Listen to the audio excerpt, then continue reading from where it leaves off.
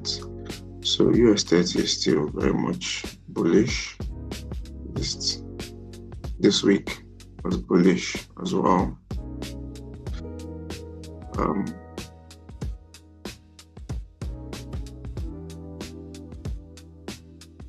This week was still bullish. Now let me just talk about what happened this week. So Monday being the 29th.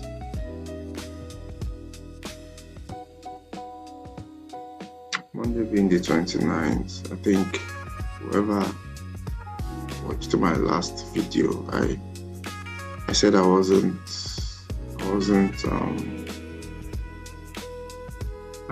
satisfied with this level. I said I wasn't satisfied with this level because of how price moved into this level, right? And then continued from here, and I marked out this level as well. I talked about this level as well. See what happened then. Price moved into here on Monday and continued from here. Made all these moves, continued from here, and came down here and continued from here. So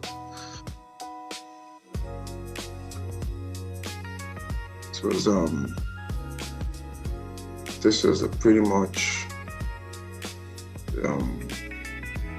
market structure, and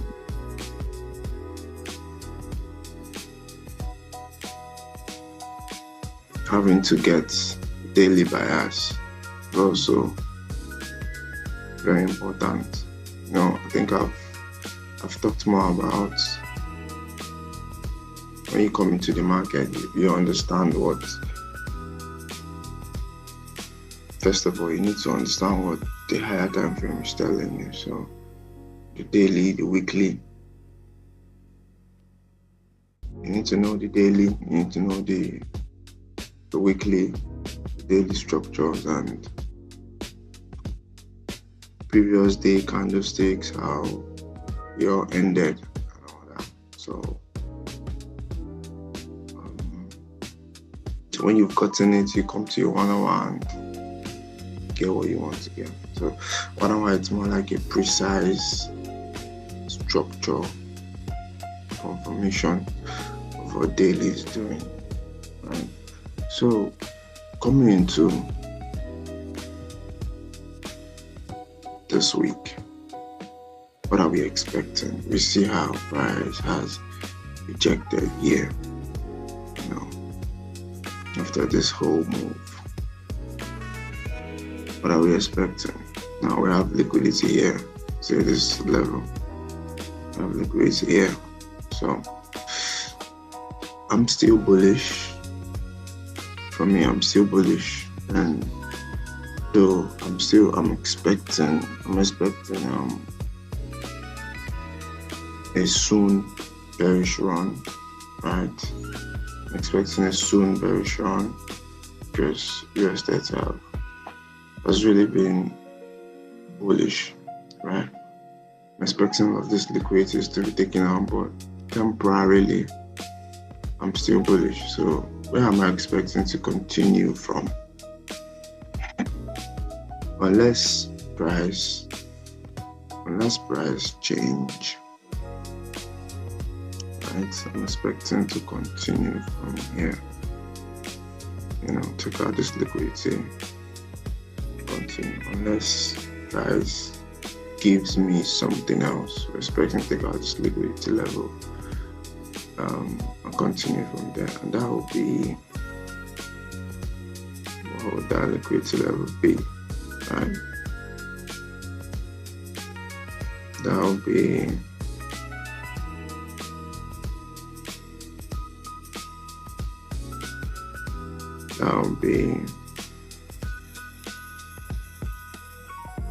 yeah, this zone. So I'm I'm looking at here to see how price continues from here. And like I said, this is what I'm expecting, despite daily closing like this, right? Despite daily closing like this, going to weekly, I saw last week close with a rejection, but then it's not enough to pull us back, right? It's not enough to pull us back, so I'm expecting to see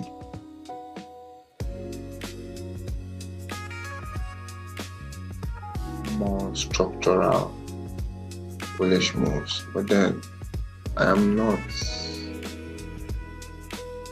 because if you're looking at it from here, from this, looking at it from this level to this level, you see that there is no other zone, right? So all of these are just liquidity levels.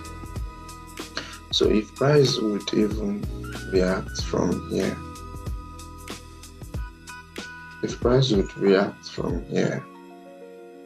it's probably going to be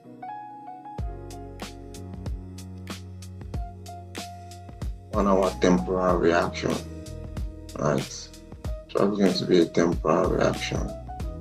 Now my eyes is going to be fixed here. Now this rejection is two things, right? There's two things which are, first off, there is no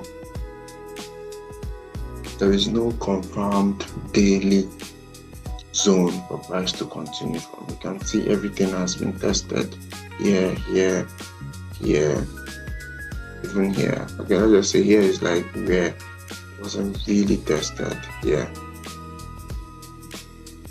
So this zone was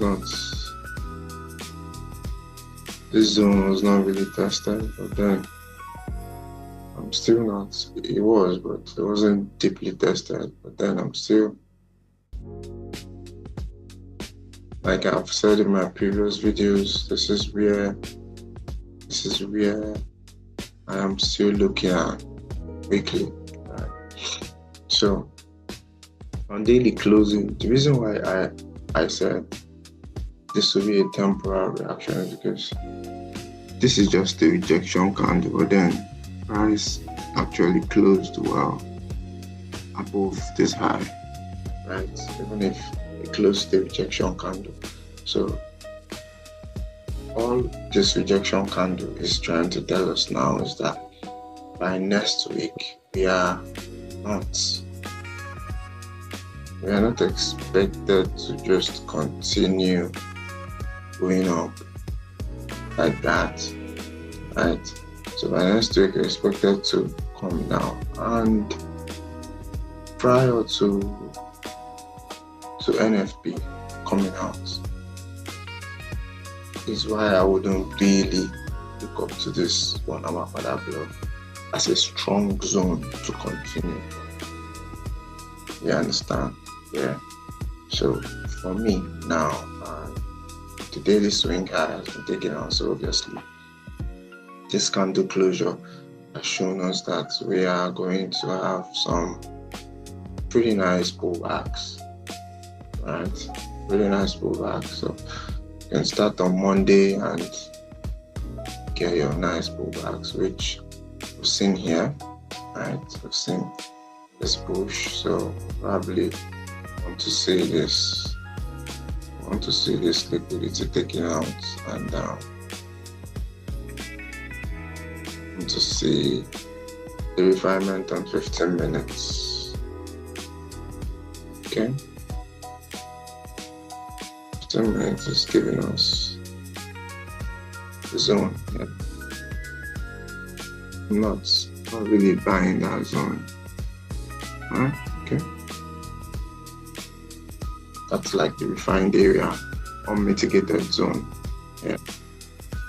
Looking at it from here, you see this has been mitigated, this also has been mitigated. So here is like where we have not been mitigated. So we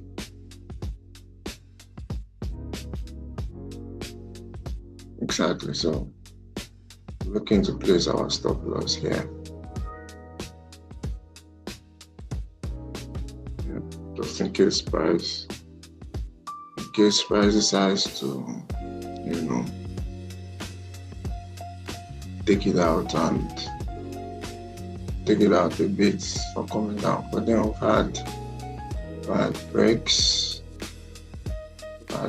here. These are internal breaks. So if you're trading US30, you can continue your sales by Monday, Tuesday, whenever the whole structure comes completes. They're coming down. So yeah, this is also a 4-hour zone. But then the way daily has rejected, I'm not expecting this zone to hold. Why? Because we have liquidities under it. You can see, yeah, and that zone that I marked out is still here. Right? But then before I can be able to say, okay, we are going to be going up from here, I need to see what price has done from here, right? And that's also because there is no convinced daily key level, just liquidity levels. So daily might as well come to take out this liquidity level as well, right? So that's what I'm looking at towards next week. That's pretty much it. There's nothing much. That's pretty much it. You want to react based on what the structure gives you, order flows, liquidities, and POIs. These are just like the basic market structure criteria. Yeah, let me put it that way. Basic market structure criteria. I want to look at basic market analysis criteria. I want to look at the market structure. I want to look at the market structure. I want to look at the order flow. You want to look at liquidity areas or levels, because this is the fuel. This is the fuel. Right? This is the fuel. This is the fuel. It's what moves the market. Market needs to run to where liquidities, take out liquidities, and market needs liquidity to be able to move. And you want to look at POI. This is basically key reaction zones. Right. So here is your example. Here is your other block. Example is your other block. Your other block.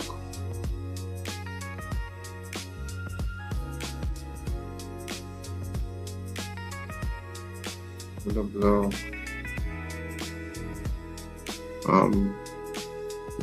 Fair value gap. Breaker block. Breaker block. Your midpoint level.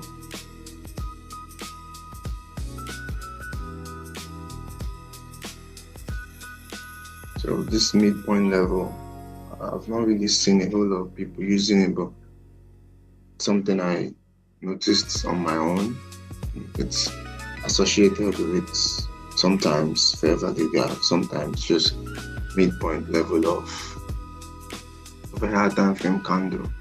No, I think I've done something like that before. Anyway, so these are just like basically what you need, right? These are basically what you need for an efficient market price action analysis, right?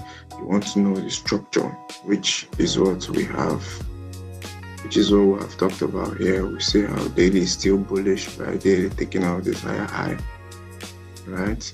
So we've seen how now we want to look at, we've seen that we're still bullish, right? And we want to continue from what the market is showing us. Even if I have the bearish bias of liquidity and its market, this is just a speculation, right? So market is not coming down yet. You don't have to do what you see. So market is not coming down yet, but this is an anticipation of, okay, we're anticipating it to come down and all that, but then it hasn't started, right? So the immediate structure is this: we're still bullish, right? So order flow, there's a tool for order flow, makes it easier. I don't use it. Maybe in the future I'm going to get, someone who knows how to use it. I don't use it, but then you see these candlesticks. These are like typical example of order flow candlesticks, right? The candles passes a message. That's what order flow is all about, right? What order flow is all about, the message. So you will know when to, okay, this is what has happened, right? That is just it. It's just this order flow now. It's in it. You get to understand the structure, liquidity, the POI. It's very, very, very important, right? It's very, very important. It's the study of how the buy and sell orders move, and to be able to understand how this buy and sell orders move, like who is in control, you need to know these candlesticks, right? What it means, you don't just see it and then just do whatever. Okay, it's buying. Okay, let's buy. Okay, it's selling. Let's sell. Okay, you don't blindly do your analysis like that, right? So then liquidities, you see this lows and highs are all liquidities, highs, lows. So these are liquidities, right? So you mark them out and you see where price is going to react from next. And POI is pretty self-explanatory. Key reaction zones, scatter blocks, breakout blocks, and midpoint levels. So this is basically all you need for price action analysis, right? So together with this week's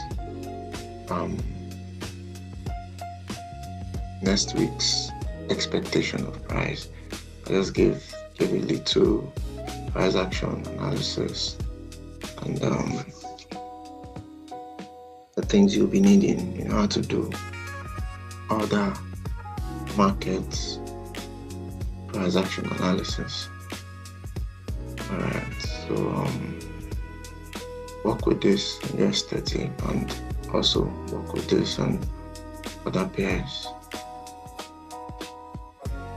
Have a lovely weekend.